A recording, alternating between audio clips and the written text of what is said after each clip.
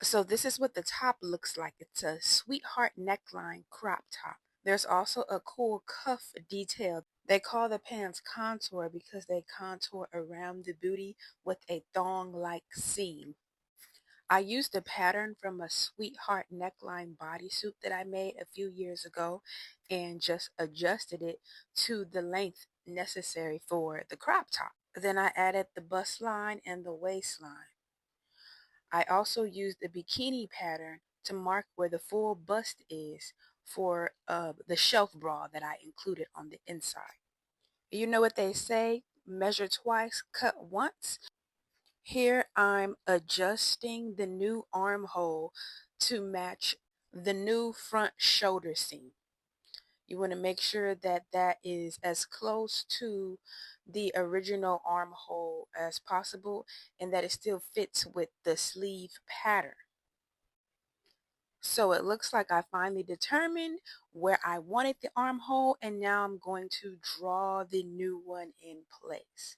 Then after solidifying how I want the curve to go in to the sweetheart neckline, I begin drawing my lines to then connect them all for the curve. Then I'm drawing it in and drawing how I want it to go into the sweetheart neckline. I do think I could have left a little bit more room, a higher arc for the sweetheart neckline. I then connected the back shoulder to the front shoulder to make sure that they were even, and then drew the back pattern and adjusted it accordingly.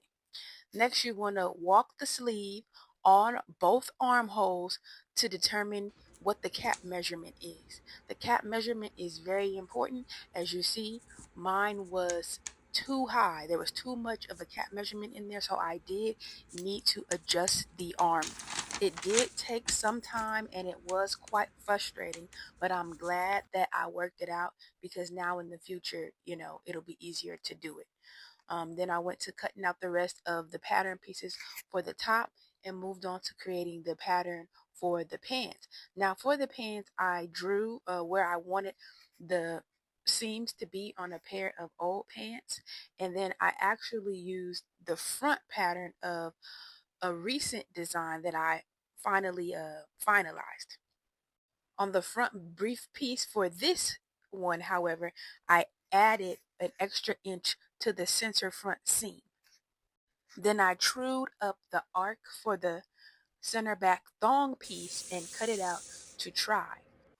That's me being dramatic with the pattern and the fabric before I drew it on there to cut out. Those are the pieces that need to be cut out. There is the fabric being cut out. Now, because I used shorts to see if the fit was right, I just added like a piece on there, and then obviously it went wrong a little bit, but I fixed it, you know. Next is the best part. Finally sewing it together. Of course, I needed to replace my bobbin in the middle. Next, here is the cuff detail that I mentioned earlier. I tried my best to recreate that. I think I came pretty close. That actually was my favorite part. Look at that detail in the stitch. That is a neat stitch, if I do say so myself. Now I'm trying it on. Now Nama uses, I believe it's called a flat or a felt stitch, to where the two pieces of fabric are sitting right on top of each other with a somewhat decorative stitch above it.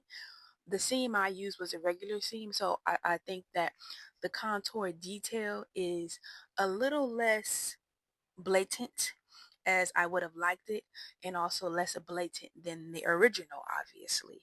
I do think that the cut of the pants in the front is accurate. However, in the back, you see the cuff, I'm proud about that. But I think it could be a little bit more accurate. So I'm happy with the recreate, but I do think it could have been better, and I would like to try something else soon.